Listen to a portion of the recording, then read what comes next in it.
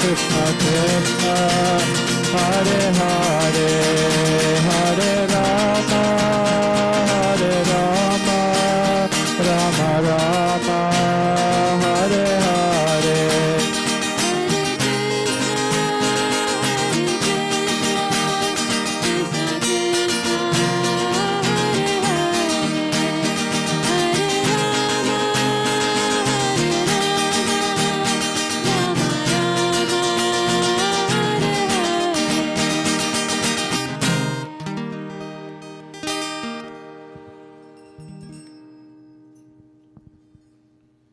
Awesome. Did you guys enjoy it?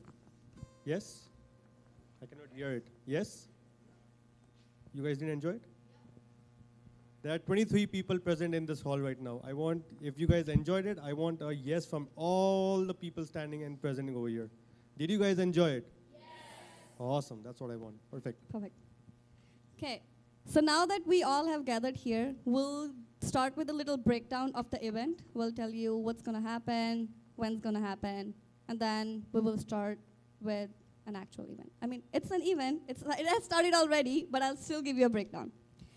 Okay, so first of all, we had an amazing and soulful Kirtan performance by our Bhakti Compassion Band. So give a huge round of applause for our Bhakti Compassion Band. Perfect. Now, after the soulful music, we'll be having a podcast, or you can say question and answers round. And in this part of the event, you can ask as many questions as you want, not from us, but from one and only His Grace Sanatan Dharm Prabhu. So give a huge round of applause for Sanatan Dharm Prabhu. Now, you guys are wondering, who is this personality? We've never met him. Why are these two guys, why are these two people over here introducing him so much, right? So let me tell you, Sanatan Dharm Prabhu is the soul of this event. He's a life coach, a sannyasi, and a spiritual master. Let me give you a little bit of short information about him. Sanatan Dharmadas is a mechanical engineer from NIT Trichy, where he ranked among the top 10 students. After working with Herrenkecht tunnel boring machines and serving as a manager at Tata Motors, he chose to live a successful corporate career to dedicate himself full-time to the spiritual education and outreach, inspired by the wisdom of Srimad Bhagavatam. A practitioner of bhakti over 20 years and a monk for 13 years, he currently serves as a director of operations and outreach for ISKCON Manitoba and Regina, and outreach director for ISKCON Calgary, North Ontario, and Hawaii. He is also the host of the globally acclaimed talk show Seedhi Baat Prabhuji Ke Saath on the Hare Krishna TV. So this is a short little introduction on him. He will be here with us in a couple of minutes now, so you will see him in person. Feel free to ask your questions, because you know, even if it's a little bit of silly questions, you never know. Someone may have it, and you guys may ask it. So feel free to ask your questions. No question is a silly question. I personally ask a lot of silly questions. So if you guys see me asking a lot of silly questions, that should motivate you as well to come forward and ask it, okay? And after you get your answers from His Grace Sanatan Prabhu, it's time to celebrate and have some dancing kirtan, where you can enjoy the kirtan and dance from within. Who is excited for the dancing kirtan at the end? Who loves to dance? No one? Okay, no, I see some hands. Give a big Haribol or give like a big chair clap if you like to dance. So that means you guys are all excited, yes? Yes. Is it a yes or is it a yes? Okay, then I have a question for you if you guys are excited. Why do you think this event is called a Soul Spark? Anyone? Why do you think this event is called Soul Spark and not something like Sown Enlightened Spark or Lightning Soul Spark? Why not that? Why is it called the Soul Spark? You guys said you guys are all excited. So, any hints? No? Okay, let's do it this way. Mataji, can you put your hand forward? I'm giving this question to you. You have the responsibility to hold this question, okay? After the end of this event, I'm going to come and I'm going to take this question from you, okay? What do you have in your hand right now? What question is it? I just told you. Why is this event named Soul Spark? Perfect. You hold it for me. Don't stress about it, okay? If you lose it, I'm going to ask you to give it back to me, okay? Perfect. Okay. I have a question for you guys. In this age of life that we are, there are 5 stages of life that we go through. Can anyone tell me what is the 5 stages of life? Anyone, even if you know the first part, like what's the first stage? Okay, what's the first stage of life? There it is. Okay, What's the stage? second? Okay. Third? Okay. Okay. What's the fourth?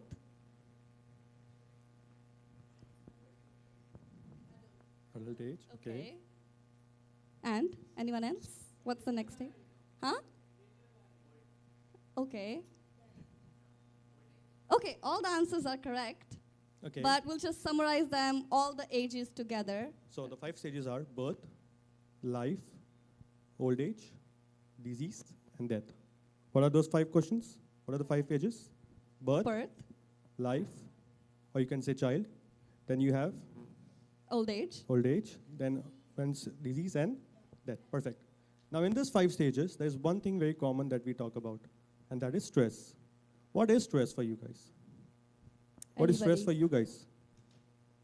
I'm pretty sure among all of us sitting right now, even I have stress. So there is no person sitting over here that does not have stress in their mind.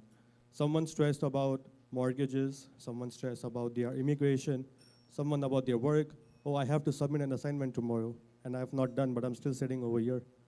I have work tomorrow early in the morning, but I'm still sitting over here and nothing's done. Someone stressed about their financial career, right? There are 2 types of stress that we deal with. One is called a dependent stress, and one is called a non-dependent stress. What is a dependent stress? Dependent stress is that we depend on someone that we know. Okay, I have this person in my life. If I have some stress, for example, my parents, I'm going through a stressful situation in my life. I'm not able to solve it. Who do I pass it on to? My parents. Now that I've given it to my parents, I'm not stressful at all because I know they are going to take care of me. But let's say our parents decide to send at the age of 18, you're in Canada or Australia, in any part of the world. You have to deal with your life, your financial situations, your work life, and balance it out. And on top of that, cherry on the cake, your mom and dad asks to get married. So that's one more life, stressful. That's your making a family now, A lot of stress. right? That's one stress. Now, out of all this stress, let's say we don't have anyone over here. You are 10,000 nautical miles from India or wherever you guys are from. You guys have no one to give your stress to. Then who do we come over here and give our stress and discuss our stress with? Your parents are sitting 10,000 nautical miles, right? Then who do we come and discuss our stress with? That's none other than Krishna, right? When there is no one, there is Krishna. Let's say it 3 times. When there is no one, there is. When there is no one, there is. When there is no one, there is Krishna. So that's all we are going to talk about today. Don't worry, it's not going to be a boring TED Talks event over here. We'll try to engage you as much as you can, right? We are here to find a meaning behind our life. Find how and what can make us happy, come out from the anxiety and the stress that we have in our lives. I am a very stressful person, trust me. I even overthink a lot because of that, and which is why I'm here right now, okay? So we'll start this event. We'll start with a simple meditation exercise. Okay? So, first of all, I want everybody to close your eyes. Everyone. Because I can see everyone, so if you don't close your eyes, I can see. I want everybody to close your eyes. The front and the back. Here. Perfect. And now imagine if God appeared before you at this moment and asked you to thank him for 3 gifts you received in last 24 hours. Slow down your mind, take a deep breath, and search for answers. We'll give you 30 seconds or a minute to think about it. It could be anything. Maybe the last, like a special meal that you had. Maybe you went to work, your health, your success, your parents, anything.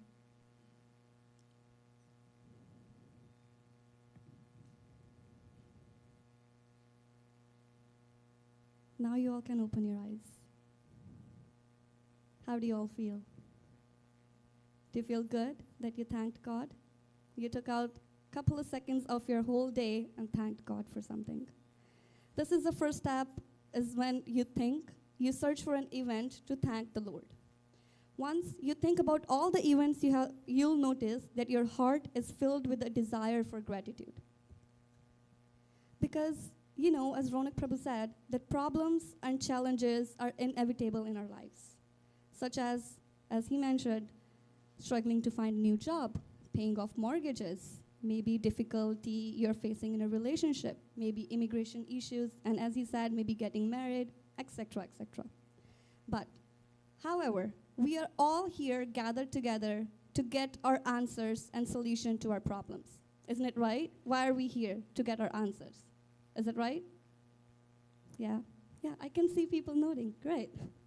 Okay, so now we will start our question and answer round. We'll start our question and answer round.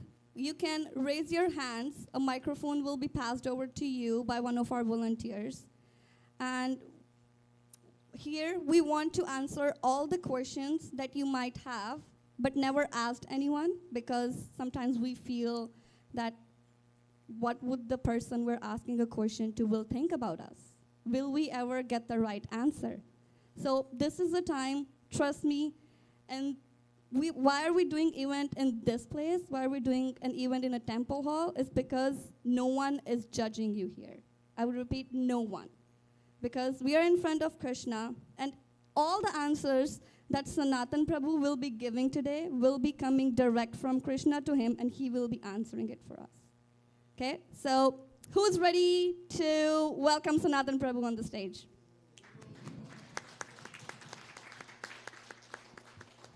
Okay, so those who missed, there are a few devotees that just came. We'll give you a little brief introduction about Sanatan Prabhu, and then with a huge round of applause, I want you to welcome Sanatan Prabhu Das on the stage, please. Sanatan Prabhu, a practitioner of bhakti of over 2 decades and a monk for 13 years. He currently serves as the Director of Operations and Outreach, ISKCON Manitoba and ISKCON Regina. Outreach Director, ISKCON Calgary, ISKCON Northern Ontario, and ISKCON Hawaii. For the past 5 years, he has also been the host of the world-renowned talk show Siddhi Baat Prabhuji Ke Saath on the Hare Krishna TV, an inspiring series with over 1 million viewers and more than 200 episodes touching hearts across the globe. He additionally holds a degree in the Western Classical Guitar and Music Theory from the Trinity School of Music, London, blending artistic refinement with spiritual depth. So let's welcome him with a big round of applause.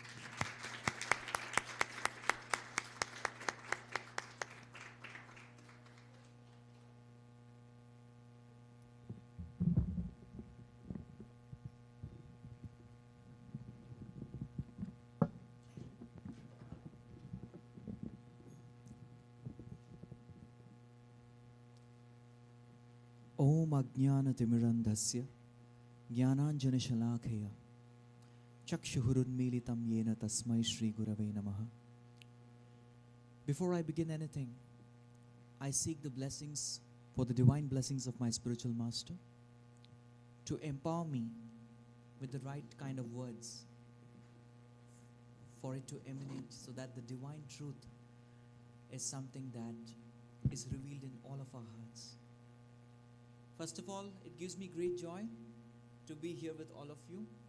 I can feel a lot of wonderful vibes here, good amount of energy. So show me one more energy right now by giving a big round of applause to all the wonderful people who are here. Thank you.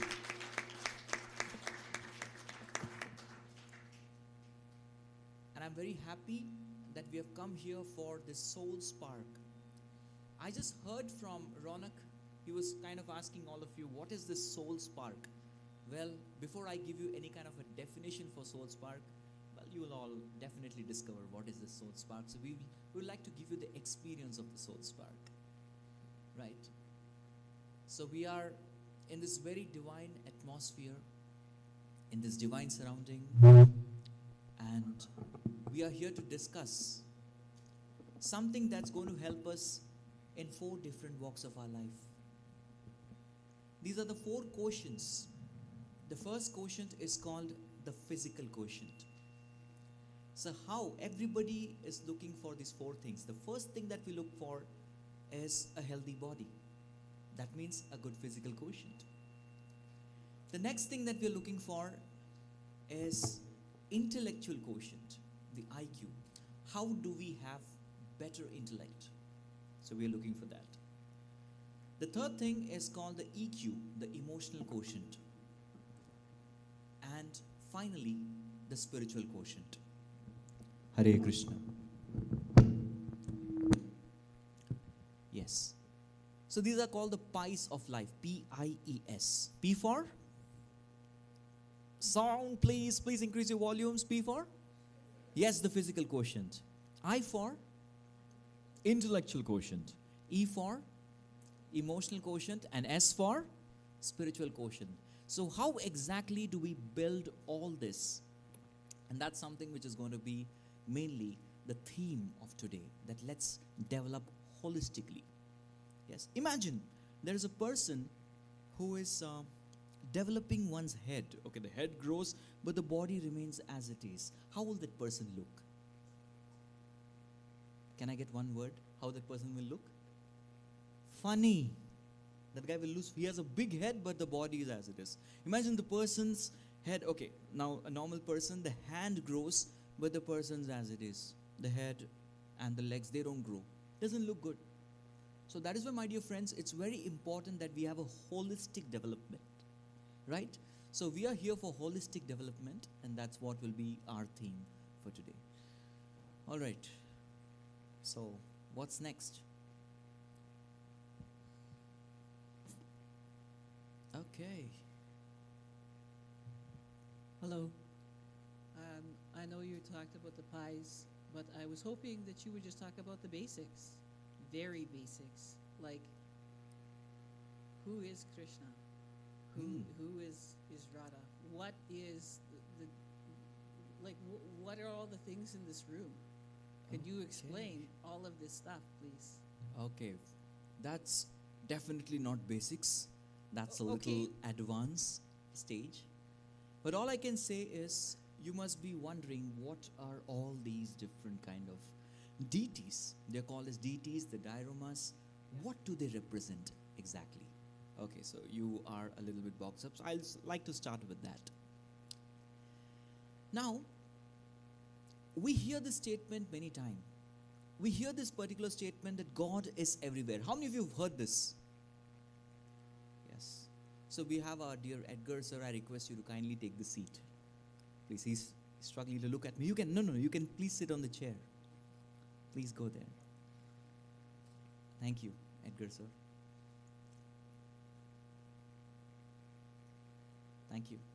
So he's the spiritual chaplain and the head of spiritual care of the University of Manitoba. Thank you so much for being with us. Yeah. So now, the question that Tara, right? I got your name, Tara. She asked that who are all these people? So before answering this particular question, we heard this statement that God is everywhere. Yes, we hear this? God is everywhere. So similarly, I would like to make a statement. The water is everywhere. Yes or no? Is water everywhere? Yes, you all agree this. We are all scientific-minded people. Water is everywhere. So now, we feel thirsty. What do you do when we feel thirsty? Water is everywhere, so just stick out your tongue and just... that's how you drink? No, you don't do that. That's not the way. What do? You go to a source. Either you go to a filter and try to take some water. You go to the water bottle. You go to the tap. Because that is the place where water is accessible. Am I right? So although water is everywhere, water is accessible at a particular place. Similarly, God is everywhere. But temple is the place where we can experience the presence of God. Temple is the place where God is accessible. Right? Accessible. Now when we talk about accessible, what is the accessibility of God? We definitely need some kind of a representation. A representation.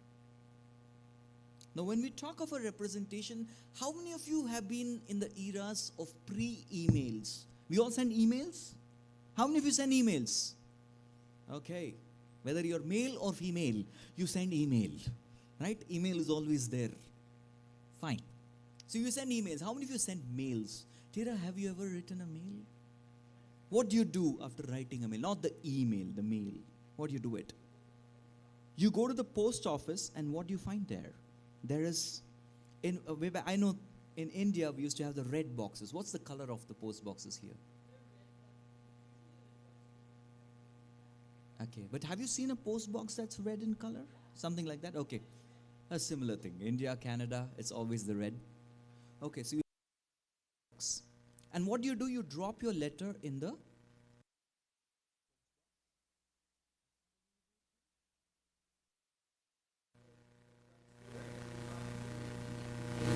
okay, and she takes it. Okay, this is the way it happens. Okay, you have a person there. That's nice. But have you ever heard that system where you go and put it in the box?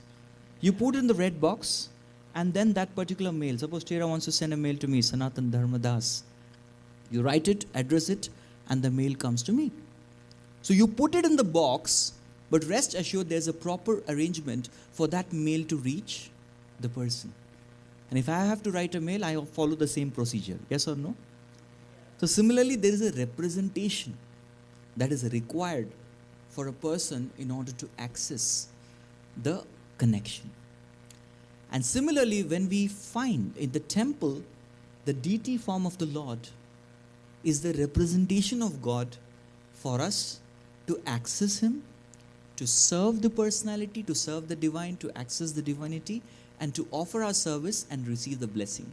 So that's the medium through which we do. And this particular worship, it's called as the deities. They're not idols, they're deities.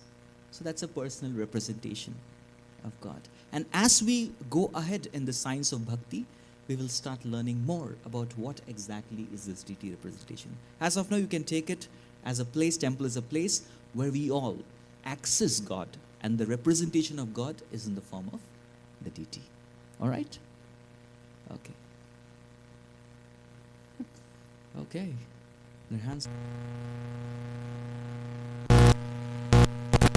Soul, I wanted to ask, how do I heal it without reliving all the pain?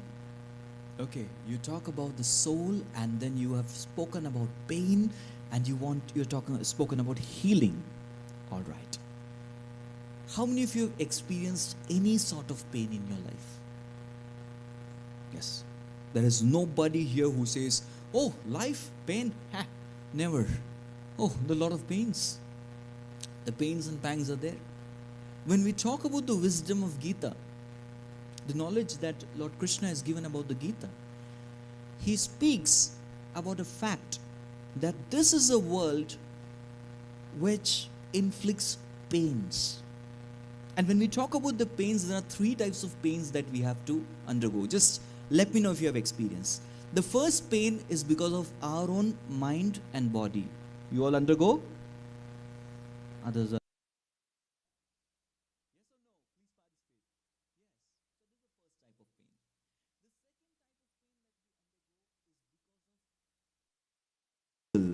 Have you experience of this? Yes. And the third type of pain that we undergo is the pain because of the natural environment, because of nature. We undergo pain. We are all going through that right now. Yeah, we all came in the snow.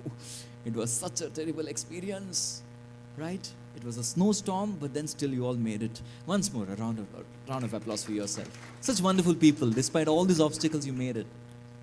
So pain because of one's own body, the pain because of others, the pain because of the environment. Now let's come back. Now we know we have this experience of pain. But who exactly is facing this pain or enduring this pain? Yes? Anybody? Who is experiencing the pain?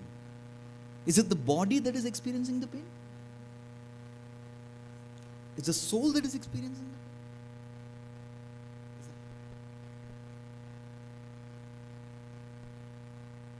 The pain and pleasures, they exist in the mind. They all exist in the mind. I would like to tell you the story. There were a group of army personals. Don't ask me the location. They somehow got hold of a terrorist. They got hold of this terrorist and they brought this terrorist to their third-degree interrogation chamber. Now some of you get a clue of what is third-degree treatment. And these guys, they tried their level best to beat up this person. They were hitting him with a rod continuously, but that guy wouldn't reveal any secret. With each hit, what would happen? He would smile. Another hit, he would again smile. And after some time, he started laughing. Yes, he was laughing with the pain. What would happen if you're hit with a rod continuously at one particular spot? Anyone wanting to say what will be the experience? It will be excruciating pain. But this person was smiling and he said, bring it on. I'm not going to tell anything. And when asked, the military people, they were all really amazed that how are you able to do it? He said, the pain is in the mind. How many of you know Stalin from the World War times? You know him, personality, Stalin? Now, there was a time when he was in the war field, he had to get operated. There was an operation that had to be performed in his system. And the doctors told him that there is no anesthesia available. Then what do? He said, you carry on the operation, I'll manage. And there are a bunch of doctors and dentists sitting here, I can see. What it means to operate without anesthesia, you all can just probably imagine. So this person, Stalin, he was getting operated without any kind of anesthesia. And the whole operation happened and he didn't even get a clue. When he was called aside, how did you endure this pain? What exactly happened to you? And he said that I focused my thoughts somewhere else. I was focusing my thoughts there. He endured it. So this is called as pain management. But one thing, why we have discussed this is because pain exists in the mind. Pain exists in the mind. This is something that we are clear. But now if you have already endured the pain, what do we do? So it's not just about pain management. It is about mind management.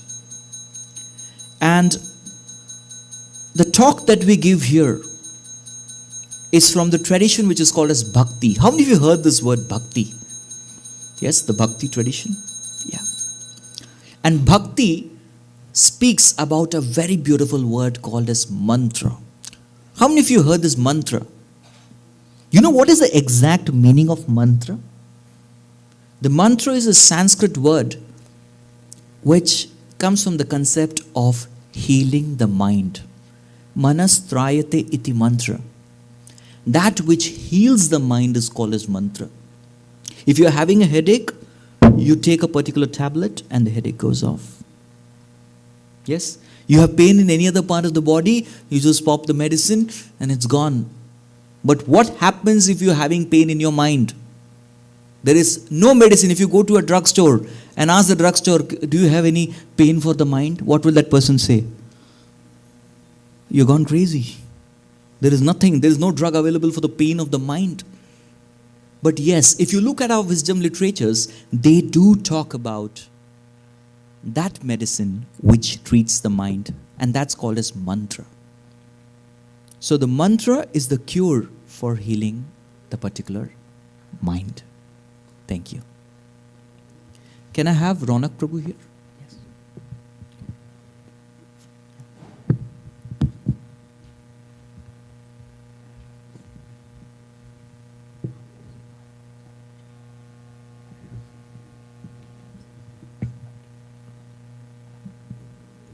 Yeah. Who else? Who's going next? Hare Krishna Prabhu. Hare Krishna, yeah. The question is how to cope up with fear of failure. Okay, fear of failure. Okay. First of all, I would like to ask, what is failure? Anybody would like to contribute to that? Your understanding. What's failure? According to you, what is failure? Yes, you were saying something. Losing something is failure. Okay, somebody else? What's failure?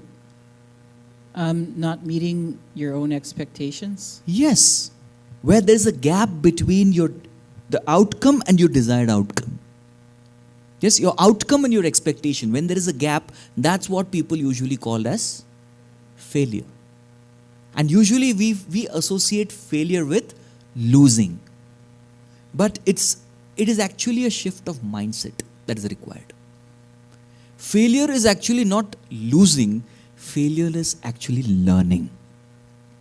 So, the moment we make this shift in the mindset that we don't lose, we learn.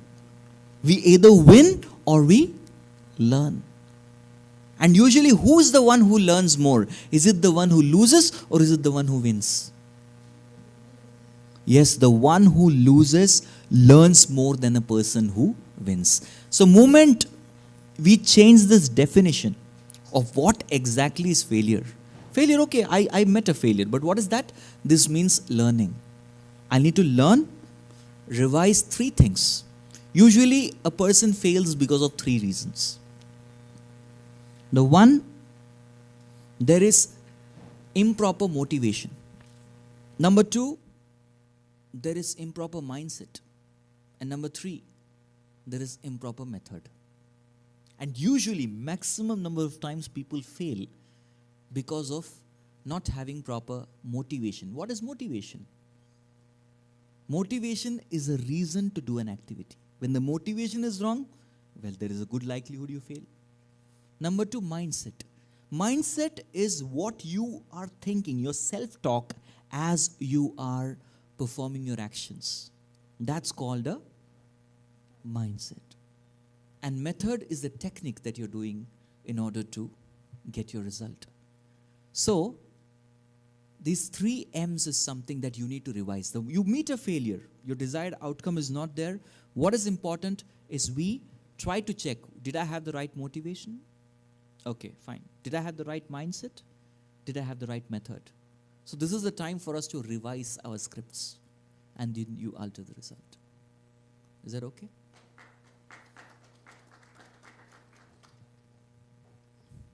Don't look at me. They'll be passing on the mic. I don't want to be the bad guy. Would your concept about failure be applicable to others? Or situations like relationships? Because one could view someone else as a failure, or a relationship as a failure, or a business enterprise, or something, a different situation outside themselves, and not be viewing themselves as a failure, and that just being a gap between the expectation and the actual outcome. Yes, there can be failure in multiple walks of life.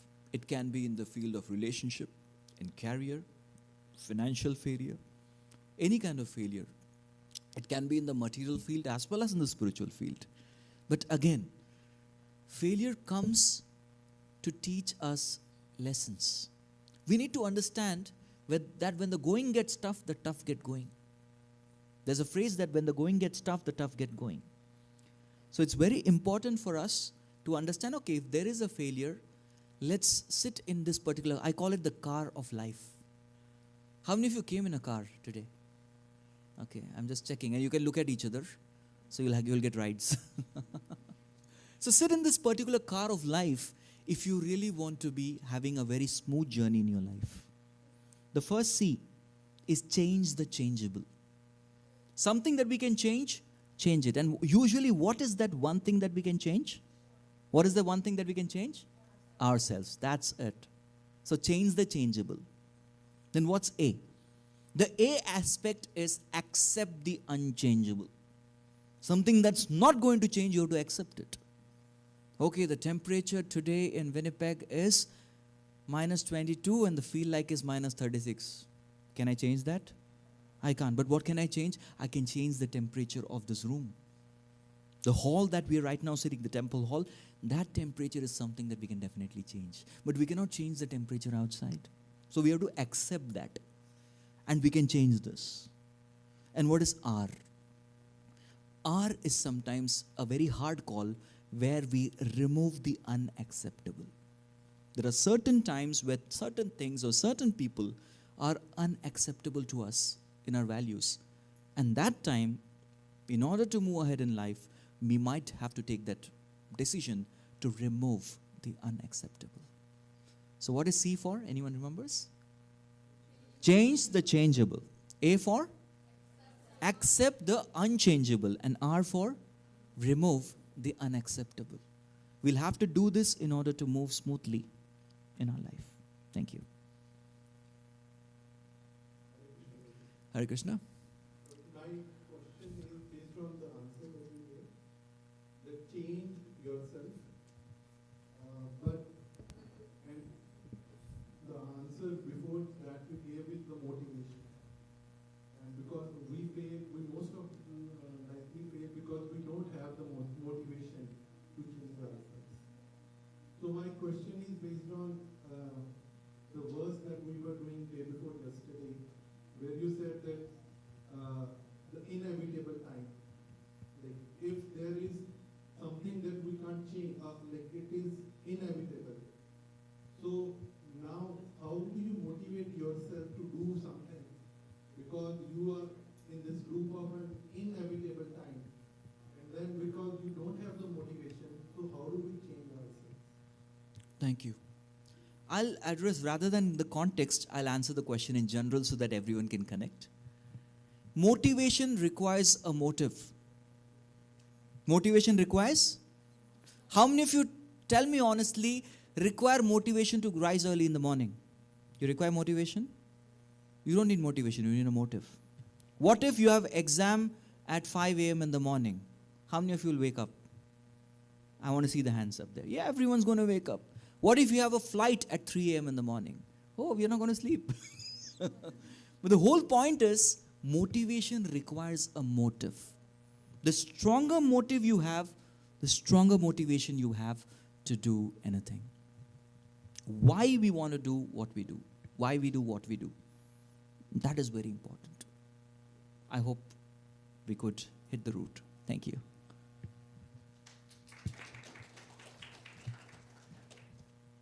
Hare Krishna Prabhuji. Here, right here. Okay, you there. Okay. Yeah. Anat. I have a question. Since we have a mixed crowd here, some of us are devotees and some of us are not New, devotees. they're new. Yeah, new people. Yeah. So everyone has been wondering why we all have gathered here. Why is it, question and answer round for all of us? But just one question that came into my mind when I walked into the room was like, what is it that I'm going to learn? I know about Krishna, right? Many of them do not know about Krishna. So I just have a question for you in behalf of the crowds.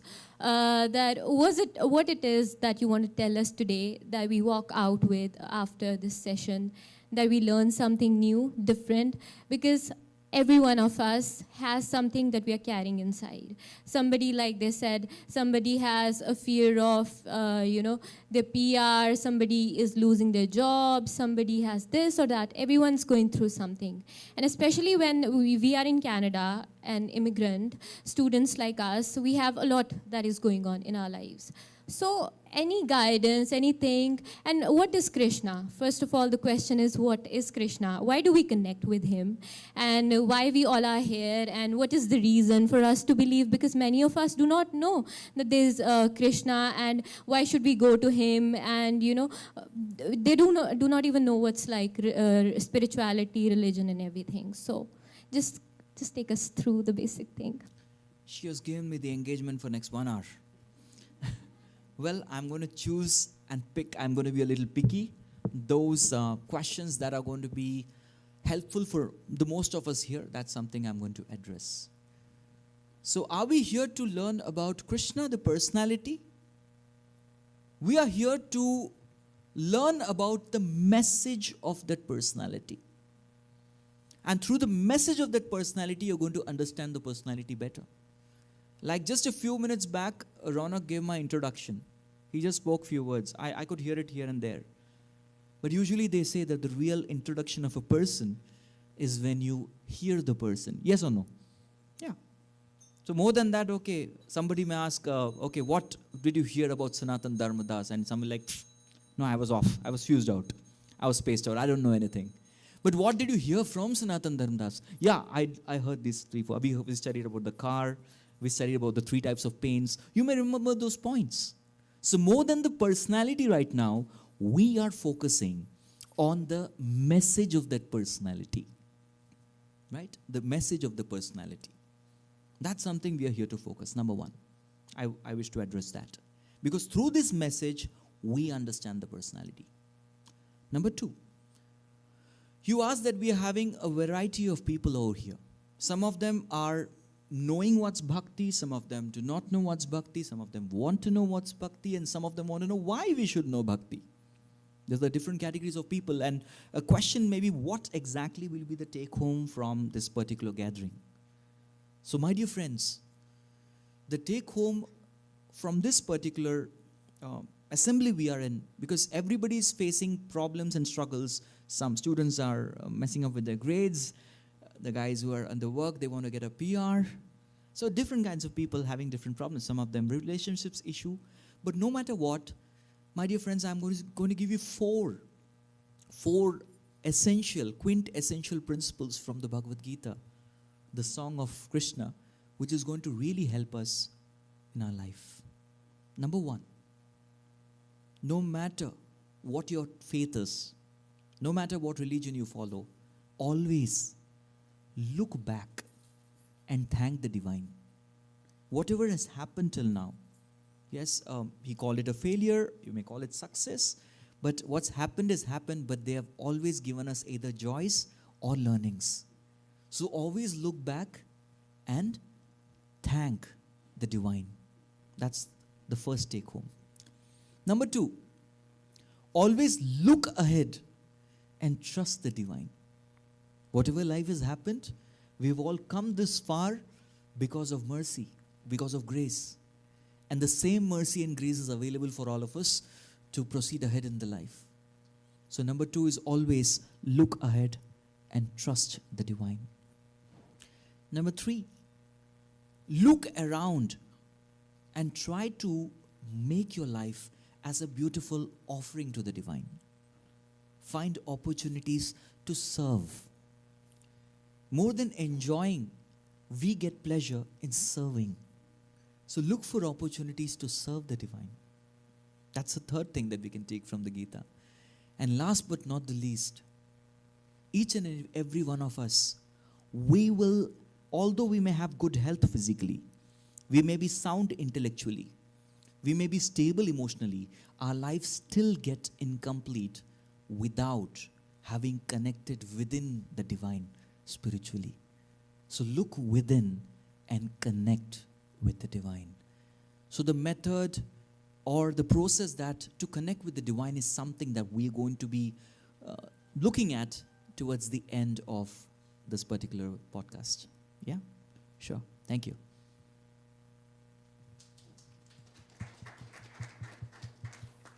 I'm just going to look at them. They are the ones passing the mic. I'm unbiased.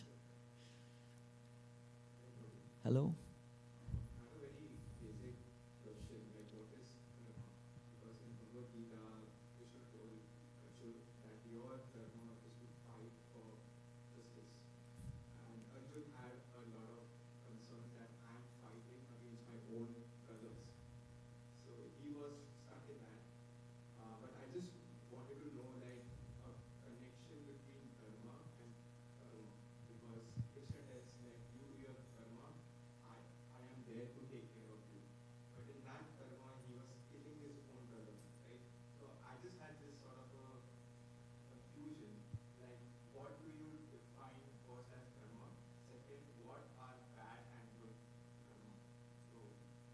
Okay, thank you.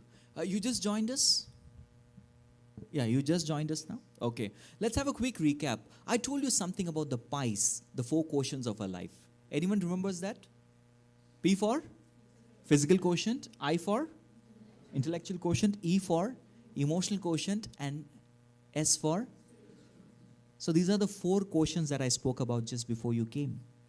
And his question is, what is this word dharma? Because my name, my spiritual master gave me the name Sanatan Dharma, right? Sanatan Dharma. So what is this dharma exactly? So dharma refers to that which sustains.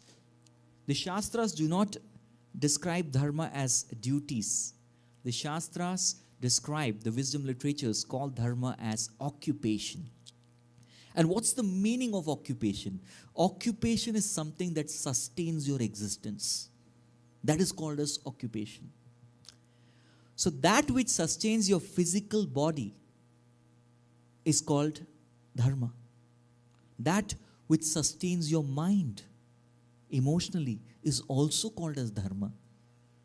That which sustains you intellectually is also called as dharma. And that which sustains your soul, it nourishes your soul, is also called as dharma. So dharma, which is holistically sustaining you, is called dharma. So can you make it simple for me? I can. So when you do certain duties, how do you exactly take care of your body? You sleep for the right amount of time. You eat at regulated intervals. Right? Eating, sleeping, and recreation. That's your dharma to the body. That's also called as swadharma or deha dharma. The body's dharma. Then I for intellectual quotient. You engage in work. Of course, today people engage in work for money. Money is honey. But ideally we engage in a particular work for self-actualization. We have a purpose to contribute to the society. That is something which is called as the intellectual dharma, self-actualization. Then E for emotional. We are all emotional beings. We have relationships. We have parents, yes, spouses, children. We have a dharma towards them as well. That's the emotional quotient. And finally, we have our duties to nourish the soul, the very connection with the divine, and that is also called as dharma. So we have dharma at all levels. So dharma is the occupation that sustains you physically, intellectually, emotionally, and spiritually. Okay? Thank you. Okay, you have a question? Yes. Hare Krishna, Prabhu. Hare Krishna. So we have often read and seen that, or people Can you say, hold the mic closer? Sure. Sure. Or people say that God is one, but there are different forms of the God. So right now I'm here, I'm connecting with Krishna. If I go to Gurdwara, I connect there. If I go to Buddha temple, I connect with that Buddha God. How do I know which deity do I connect more with? Or where should I incline towards? Okay. So how do I know that? How do I find that out? Yes. I'll give you a good news. And the good news is, ultimately we are connecting to the same person. We are connecting to the very same person, the very same divine. And of course, the path may be different. You may be comfortable with a particular path, and whatever path that you are comfortable with, you can choose that path, but ultimately the goal is to connect to that divine. So that makes it very simple, because I'm connecting to the same person, but with a person who is having there's a different path to go. Like for example, now if I want to go from here, okay, I want to travel to Calgary. How many ways are there to travel to Calgary from Winnipeg? There's not just one way. There are many ways of going there. There are many modes of going there. I can fly, I can drive. Of course, you can't go by ship. But the point is that there are different ways in which we can reach there, and there are different paths to particularly reach. But what is very important is that we fix our destination. So more than, now how do I fix my path? We need to understand that philosophy is something that answers 5 questions, right? 5 questions. Number 1, what's our initial point, where we are? Number 2, what's our destination, where we have to go? Number 3, what's the process? Number 4, what are the obstacles? And number 5, what's the ultimate experience that we are getting after we reach the destination? So we get, wherever we get, first our goal, more than, having a conception of divinity, we need to get answers to these 5 questions.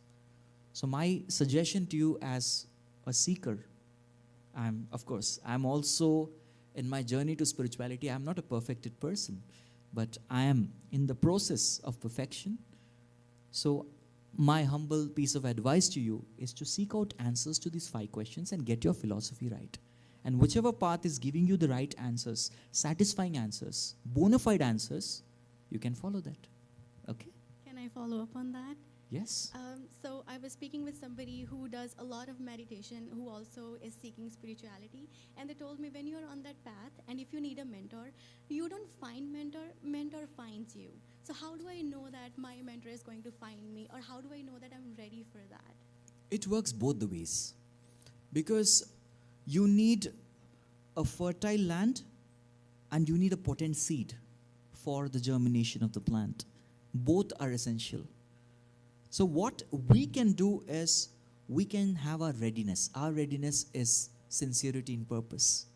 That is something we can be ready with. Right? That's our part. And now when we are having that sincerity, now it's God who sends the rains. Right? So we depend on that mercy. But at the same time, it's very important that we keep our eyes, ears, mind, intelligence, everything open to look for that. And there is absolutely no problem that before we commit, we can explore. Yeah, before committing, we can definitely explore. Okay, I would like to explore this. Maybe I'll explore this for a period of, say, 1 month, 2 months, 6 months. I will explore. And if I'm satisfied with the 5 questions, I'm satisfied with the process, then I might commit. And even there is no fear of even, okay, I will commit lifelong. No, I can commit for the next 6 months, 1 year. Try. There is no problem. Till the time you find yourself comfortable, you can always explore and before you commit. And you can even commit for a certain amount of time before you commit long term. You can do that. Is that okay? Thank you.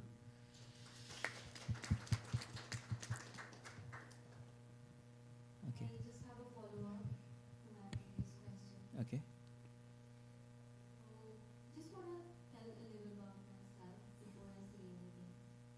All of us have gathered here thinking one thing in our mind, that something brings us all here, right? All of us are here. And just a question that she asked, like, how do I know what's my purpose? How do my mentor find me? All of these things, stuff like that. What is that?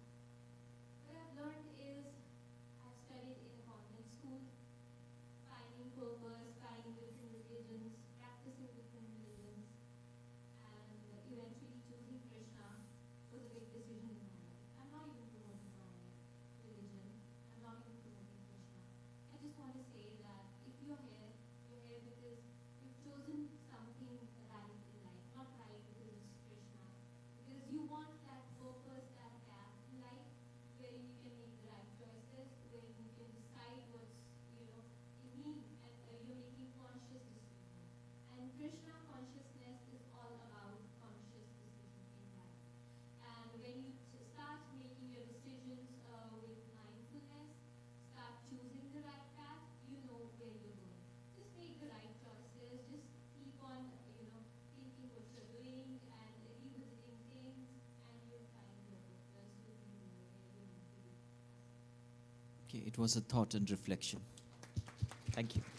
Well said. Prabhu, I have a question. Yes, Ronak. As the event name says, Soul Spark. So as I was asking the audience earlier that what is stress? There are different types of stress that one undergoes through. I personally am a Krishna conscious person, not fully, but half Krishna conscious, I should say. But the thing is that because our soul is attached to our body and our mind, what tends to happen is that, speaking about me, and if others are experiencing the same as well, so this may be a question from their end also, but what usually tends to happen is that when a situation occurs in my life, I think about it, and that stresses me out. And while that situation is stressing me out, I ask for opinions. And out of 2 people, 3 people, their opinions magnifies that situation in my mind, and that becomes overthinking and hyper overthinking. So I create a situation in my mind that's not going to take place, but yet I am scared of that situation. That if I do this, this is going to happen and this is going to be. And hence that affects my whole life and the way I work with myself. Okay. How would you guide us to overcome that thing? All right. So in one sense, I would like to put your question that how not to overthink basis the situations that you go through or the possible outcomes of situation. I'd like to give a simple, it's not going to be mathematical, but it's going to be something associated with mathematics, which will really help us to come out of the situation. Okay. Now, I would like to introduce 2 terminologies. One terminology is called as possibility. Another terminology is called as probability. You heard these 2 terms? You're familiar? Okay. Now, there is a person who is really afraid to go out of the house. Why? Because he sees, oh, there is a very, huge snowstorm, I might get stuck. My car might just break down and I'll be strangled or nowhere. Is that a possibility? Answer me. Yes. But what is the probability? 50-50? Very less. How many vehicles out there? And out of all those vehicles, how many vehicles get strangled? Right? So there is a probability, possibility. Is it probable? Yes. Every situation is probable. Is it possible? Is possible? Probable. So we need to check both these factors. And when we analyze this particular point of view, the chances look very narrow many times. Now, a person might even be staying at home and the home might catch fire. Is that possible? It is possible. But is it probable? The chances are less provided you take care of these factors, your readiness. So what we need to work upon is, rather than such analysis helps us to find out what are the measures we can take in order to not face the problem. So rather than being problem conscious, we switch our mindset to being solution conscious. Right? So when that particular mind shift happens, first of all, we pacify the mind. No. It's a possibility, but the probability is low. But even if the probability is there, it will be existing because of these factors. So let me take care of those factors. So move from problem consciousness to solution consciousness. That's one aspect. Now, another scenario that you gave is a person walks to different people to seek their validation or opinion. Now, here is where is a word of caution. I would like to tell this very openly out here in this forum. Respect all. Respect all. But associate with a few. Because we become whom we associate at a regular basis. We are a product of 5 people we associate on a regular basis. So choose your association wisely. Associate with a few. Reveal your mind in confidence in seeking solutions to a very few, and take guidance from one person. Respect all. Associate with few. Reveal your mind in confidence to very few, and take guidance and instruction from one. This simplifies life. Of course, finding that one person, the mentor, it takes some time. But if you have accepted that personality, that makes life very simple. Am I making some sense? But how do we know who, like everyone's giving an advice Yes. in our favor. Yes. Everyone wants good of us. Some people might not, but whoever we are seeking the opinion or advice with, they want good of us, and hence they are giving us an opinion of theirs. So how do we know that, okay, this is the association that we need to follow and this is the one that we do not? The taste of the pudding is in its eating. So you take the guidance. Now you may not take this problem for this, guidance for this problem. Take guidance for this problem. Test. Apply the solution. See if it's working. See the style of mentoring. And then apply it and see for yourself. Then slowly start putting trust. Okay, now I'll ask test level problems. Okay, I'm getting solution. Okay, this one. So gradually we develop that trust. And then we confide. Okay? We can start somewhere. Thank you. Thank you.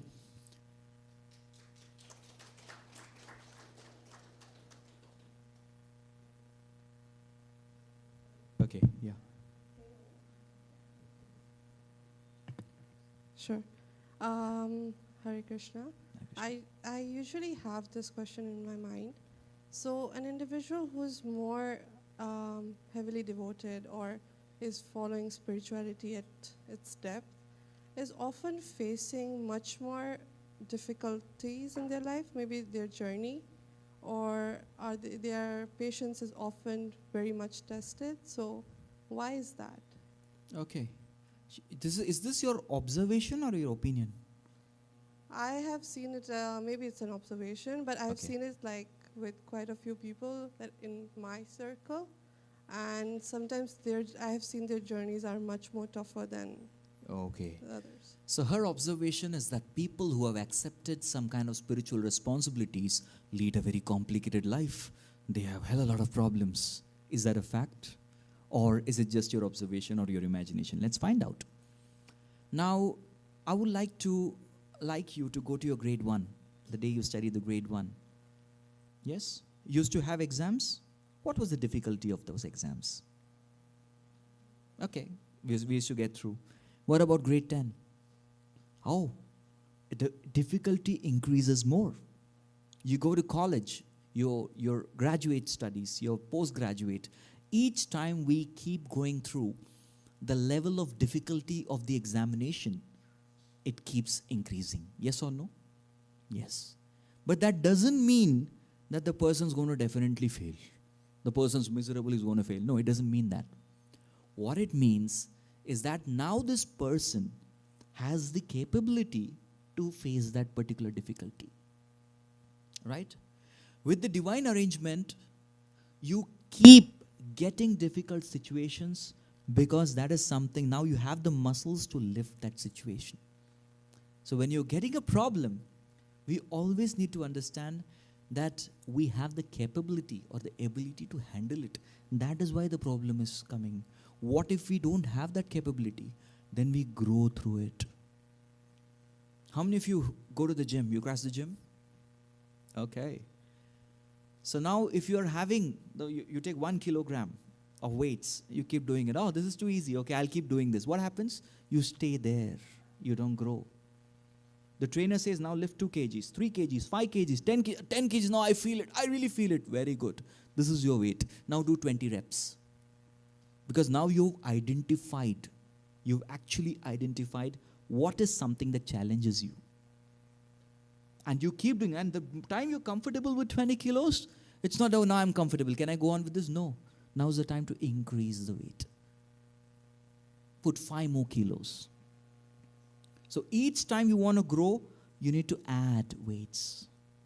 Similarly, the people who are having physical responsibilities, intellectual responsibilities, emotional responsibilities, social responsibilities, and spiritual responsibilities are very highly responsible people. And thus, for them to grow, their examinations have to be at that level. And that's when they grow. Am I making sense? Thank you. Thank you. Hare Krishna. We take one last question. Okay, then we'll be having the cases. I would like to explain also what's there. Yes.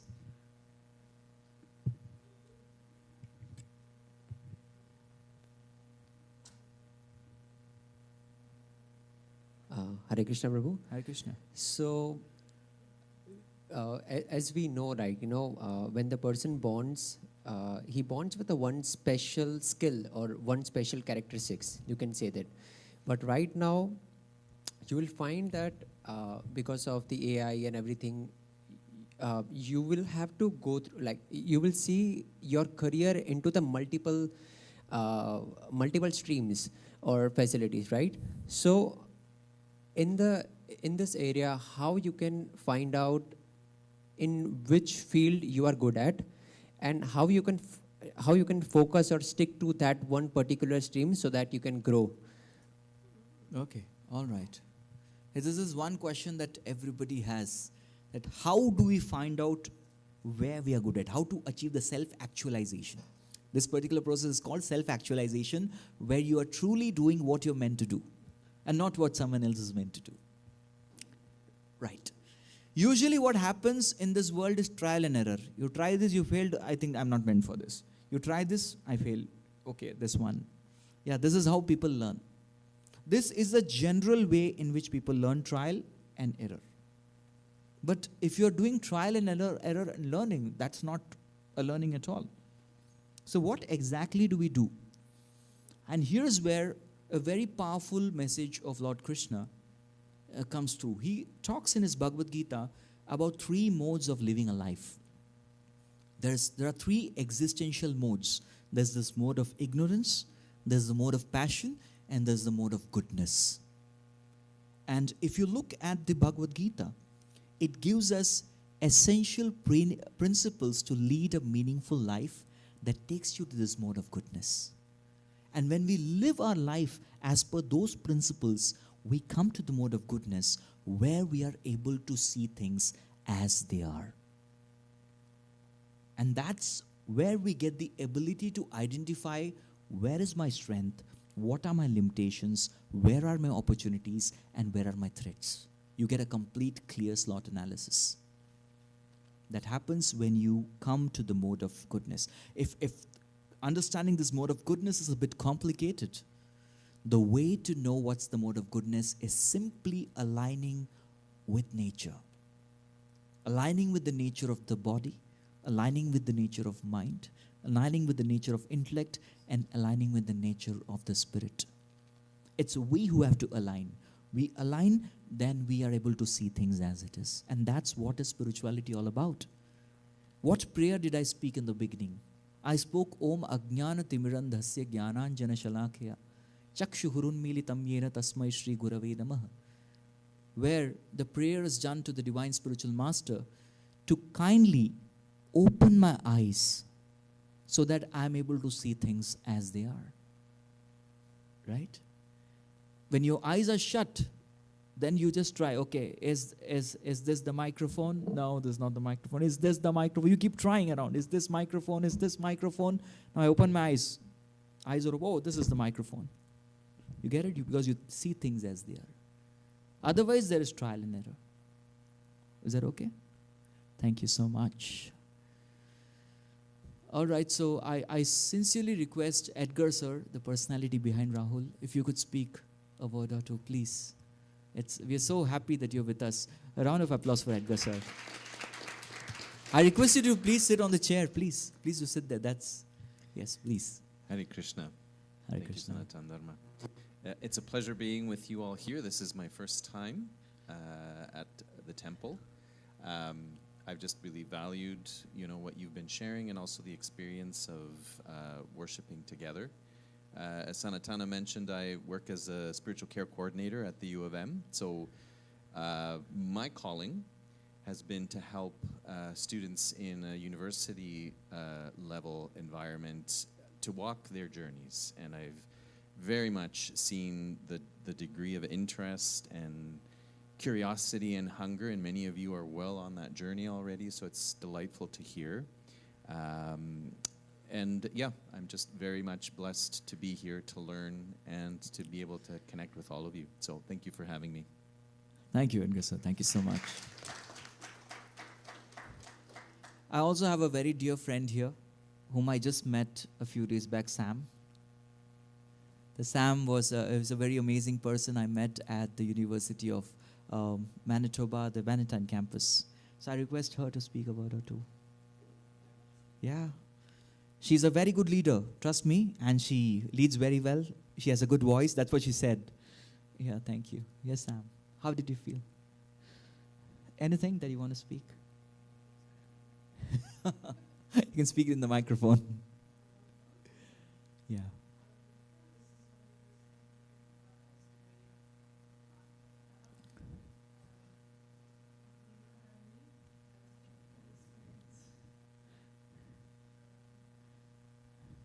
Thank you so much, Sam, for coming.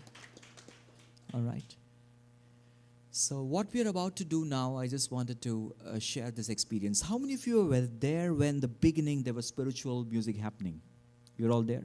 Okay, some of you were there, some of you weren't there. So I just want to say that what we are going to experience is a bath. How many of you love to take bath in the winters? Not really. No way. We are not taking this bath. How many of you have taken bath today? I'm not going to see. So yes, everybody, supposedly you guys have taken bath. Now is the time to take bath again. But now we are going to be taking bath with the spiritual sound. When we take a bath, why do we take a bath? We take our bath to cleanse our body. And I remember a question that you had asked, Maya. She had asked a question about healing. So now is the time to take a bath, but this is called a spiritual sound bath. And this particular bath cleanses our mind of all the misgivings and the vices. And that's the bath we're going to be taking now. It's a spiritual sound bath. And the beauty of this spiritual sound bath is then when we are taking this particular sound bath by chanting the mantra, when we chant the mantra, the divinity stands up. When we stand up and chant the mantra, the divinity starts dancing. And when we dance and sing the mantra, the divinity comes all the way and dances with you. And if you're absorbed in such kind of chanting and dancing, you will experience the embrace of the divinity. So how many of you really want to experience the embrace of God? If you want to do that, yes? You want to do that, then definitely we are going to be having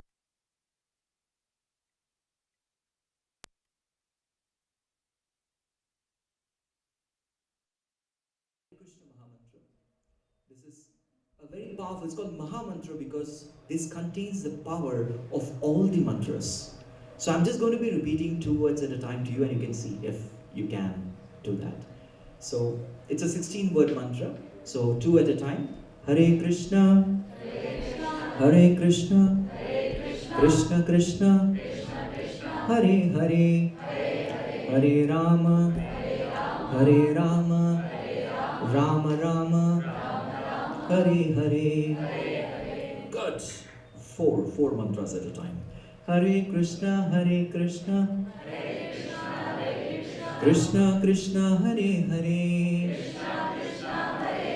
Hare Rama, Hare Rama, Rama Rama, Hare Hare. Very good, very good. Now 8 words at a time, 8 words at a time. Hare Krishna, Hare Krishna, Krishna Krishna, Hare Hare, Hare Krishna, Krishna Krishna, Hare Hare, Hare Rama, Rama Rama, Hare Hare, Hare Rama, Rama Rama, Hare Hare. Very good. So we have done the semi-finals. Now we go to the grand finale. And the grand finale is we chant the entire Hare Krishna Mahamantra together. So please listen and then we chant after me. Hare Krishna, Krishna Krishna, Hare Hare, Hare Rama, Rama Rama, Hare Hare, Hare Krishna, Krishna Krishna, Hare Hare, Hare Rama, Rama Rama, Hare Hare. Very well, give yourself a big round of applause. Okay, dear friends, so now comes the real part where we are going to be singing this Mahamantra. So requesting everybody to kindly stand up. We will turn off the white lights. Let only the dim lights glow.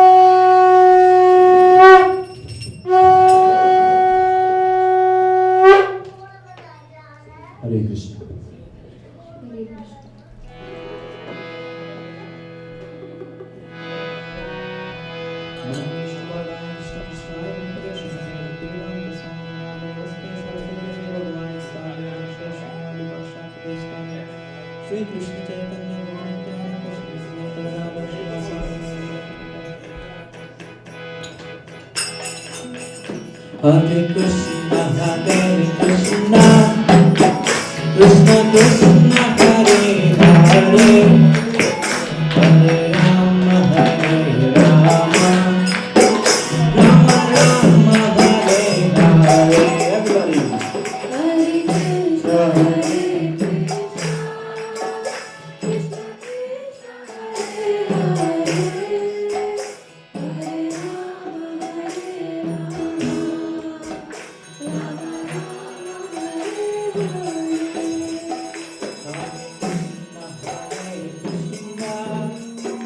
Krishna Krishna, Hare Hare, Hare Rama, Rama Rama, Hare Hare. Everybody. Hare Krishna,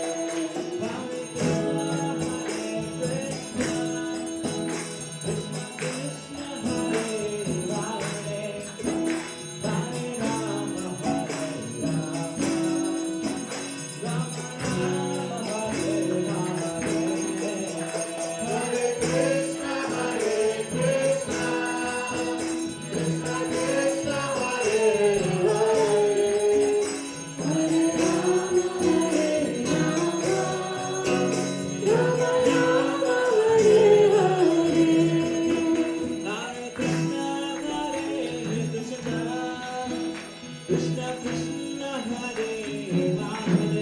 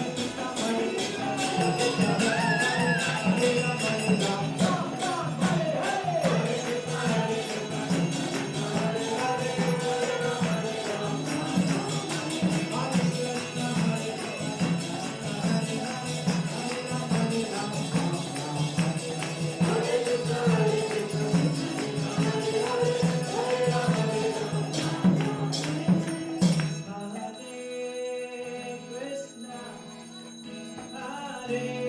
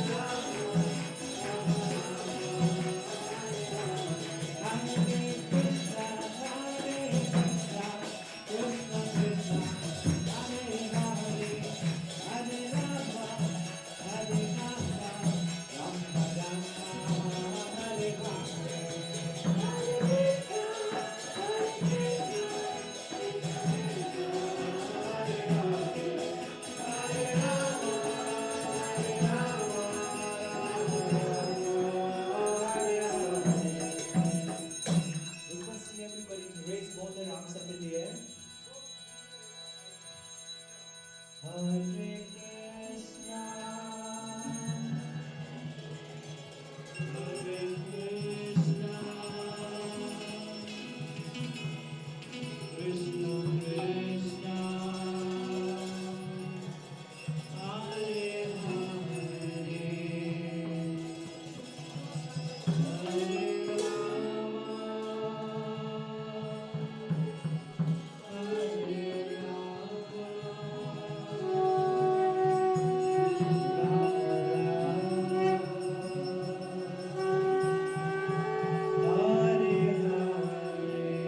everybody.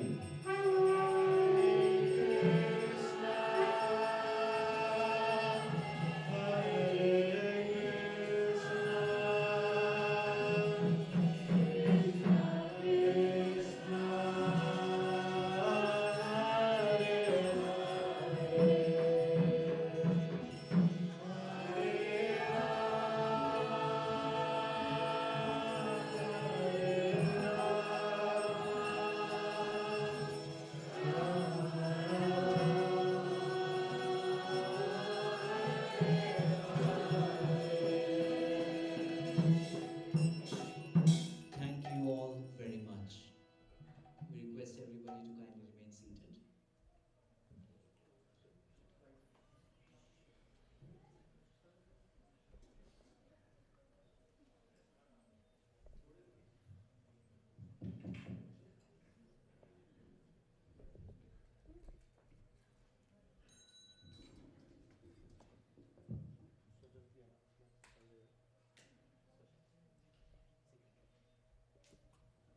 Hare Krishna everyone. I hope you guys enjoyed that wonderful kirtan that we had, and I hope you guys cherished it. So every Sunday 5 to 7 we are going to have a Sunday event over here. I hope to see you guys every Sunday over here. So now with this, we are going to wrap up the program by having a sacred meal, that is the prasadam. So we'll go downstairs from this side. There will be volunteers who's going to assist you downstairs. So we'll have the prasadam. There might be some kirtan going on later on. So if anyone wants to be a part of it, they can come up and join the kirtan as well.